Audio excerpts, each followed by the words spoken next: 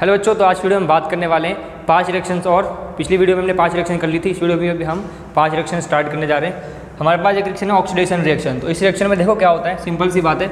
हमारे पास मान के चलो कॉपर प्लस में ऑक्सीजन गैस, इसको अगर हम कॉपर को ऑक्सीजन गैस की प्रेजेंस में जलाते हैं तो क्या होगा, यहाँ पे कॉपर ऑक्साइड फॉर्म होगा। कॉपर ऑक्साइड, यहाँ पर ध्यान से देखो, क्वेश्चन सीबीएसई में ये पूछा जाता है। इसमें कॉपर जो होता है यहाँ पे ब्राउन कलर का होता है, ठीक है, ब्राउन कलर का होता है।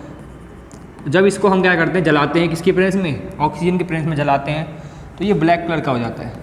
ब्लैक कलर का कंपाउंड बनता है कॉपर ऑक्साइड। तो ये चीज़ पता होनी चाहिए, ठीक है। तो यहाँ पर देखो, पहले कॉपर के पास ऑक्सीजन नहीं था, अभी कॉपर के पास ऑक्सीजन आ गया, तो इस रिएक्शन को बोलेंगे ऑक्सीडेशन रिएक्शन, जिसमें क्या होगा, ऑक्सीजन गेन होगा। इसमें मैं यहाँ पे लिख दे रहा हूँ, इसमें क्या होगा, ऑक्सीजन गेन होता है, ऑक्सीजन गेन होता है, ठीक है। इसको हम क्या कहते हैं, ऑक्सीडेशन रिएक्शन। जिसमें हाइड्रोजन गेन होगा उसको बोलेंगे क्या, रिडक्शन रिएक्शन। इसमें क्या होता है, हाइड्रोजन गेन होता है, हाइड्रोजन गेन, या फिर हम कह सकते हैं ऑक्सीजन का लॉस होता है, ऑक्सीजन का लॉस होता है, ठीक है। ऑक्सीजन का लॉस होगा या फिर हाइड्रोजन गेन करेगा, तो यहाँ पर इसको क्या बोलेंगे, इसको बोलेंगे रिडक्शन रिएक्शन। तो यहाँ पर रिएक्शन क्या हो सकती है, यहाँ पे ये वाली रिएक्शन, कॉपर ऑक्साइड, यहाँ से क्या होगा, कॉपर प्लस में O2 बाहर निकल जाएगा। इसको बैलेंस कर लेंगे 2CO। तो यहाँ पर कॉपर बाहर निकल गया, देखो पहले इसके पास ऑक्सीजन था, अब ऑक्सीजन नहीं है इसके पास, तो यहाँ पर क्या देखो, यहाँ पर क्या हुआ है, रिडक्शन हुआ यहाँ पे। मतलब रिडक्शन मतलब लॉस ऑफ ऑक्सीजन, ऑक्सीजन का लॉस हो गया, ऑक्सीजन का लॉस हो गया, ठीक है। तो ये रिएक्शन रिडक्शन रिएक्शन कहेंगे इसको बोलेंगे ऑक्सीडेशन रिएक्शन। इसके बाद हमारे पास देखो आगे रेडॉक्स रिएक्शन है। रेडॉक्स रिएक्शन क्या होती है, जिसमें ऑक्सीडेशन और रिडक्शन दोनों एक साथ होती है, जिसमें ऑक्सीडेशन एंड रिडक्शन जो होती है वो क्या होती है, साइमल्टेनियसली एक साथ होती है। जैसे मैं रिएक्शन अभी आपको बताता हूँ करके। जैसे यहाँ पर ध्यान से देखो, कॉपर प्लस में कॉपर ऑक्साइड प्लस में H2, ठीक है। यहाँ पर क्या बनेगा, देखो कॉपर ऑक्साइड में से कॉपर, यहाँ पर जो ऑक्सीजन है बाहर निकल जाएगा और ये हाइड्रोजन के पास आ जाएगा। तो यहाँ पर क्या बचेगा, सिर्फ यहाँ बचेगा Cu प्लस में H2O, ठीक है। समझ में आ गया। अब ध्यान से देखो, कॉपर ऑक्साइड यहाँ से कॉपर ऑक्साइड यहाँ से कॉपर में कन्वर्ट हो रहा है और हाइड्रोजन यहाँ से लेकर के H2O में जा रहा है। यहाँ पर पहले ऑक्सीजन नहीं था, पहले यहाँ पे ऑक्सीजन है, अब यहाँ पर ऑक्सीजन नहीं है, तो यहाँ पर लॉस हो गया ऑक्सीजन का। और ऑक्सीजन का लॉस जो होता है तो क्या बोलते हैं उसको कहते हैं रिडक्शन, ठीक है, रिडक्शन बोलेंगे इसको।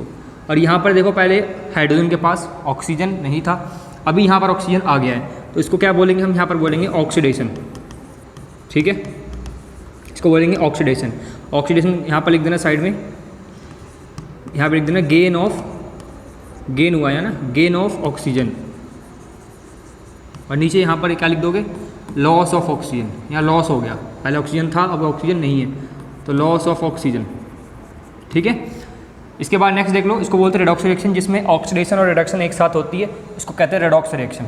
नेक्स्ट देख लो बेटा, नेक्स्ट हमारे पास है एक्सोथर्मिक रिएक्शन। एक्सोथर्मिक रिएक्शन क्या होती है, जिस रिएक्शन के अंदर क्या हो, हीट रिलीज हो, हीट रिलीज होती है, ठीक है, हीट रिलीज होती है, उसको कहते हैं एक्सोथर्मिक रिएक्शन। जैसे कैल्शियम ऑक्साइड प्लस में वाटर, कैल्शियम ऑक्साइड को जब हम पानी में मिलाते हैं तो हमारे पास बनता है कैल्शियम, यहाँ पर बनता है हमारे पास CaOH का होल ट्वाइस, ठीक है। यहाँ पर क्या बनता है, यहाँ बनता है CaOH का होल ट्वाइस प्लस में हीट निकलती है साथ में, ठीक है। ये गर्म हो जाता है। जैसे कि मान के चलो कोई बीकर है, बीकर में हमने क्या ले लिया, कैल्शियम ऑक्साइड ले लिया, इसमें पानी मिला दोगे और छू करके देखोगे तो ये गर्म हो जाएगा, ठीक है। तो यहाँ पर हीट रिलीज होती है, इसको कहते हैं, इसको बोलते हैं एक्सोथर्मिक रिएक्शन, जिसमें हीट रिलीज होती है, ठीक है। नेक्स्ट है एंडोथर्मिक रिएक्शन, जिस रिएक्शन में हीट निकलती है, ठीक है, सॉरी हीट एब्जॉर्ब होती है। इसमें हीट क्या होती है, एब्जॉर्ब। कैसे, इसमें हीट एब्जॉर्ब होती है, कैसे होती है, देखो कैल्शियम कार्बोनेट, इसको हम गर्म करेंगे तो पहले क्या करेगा, हीट को एब्जॉर्ब करेगा, और हीट को एब्जॉर्ब करके ये किस में टूट जाएगा, कैल्शियम ऑक्साइड में और CO2 में, ठीक है। और भी कई एग्जांपल हो सकते हैं इसके, जैसे Fe2SO4, यहाँ पर इसको जब हम गर्म करेंगे तो क्या बनेगा, यहाँ पर Fe2O3 और SO2 गैस निकलेगी, और SO3 गैस निकलेगी।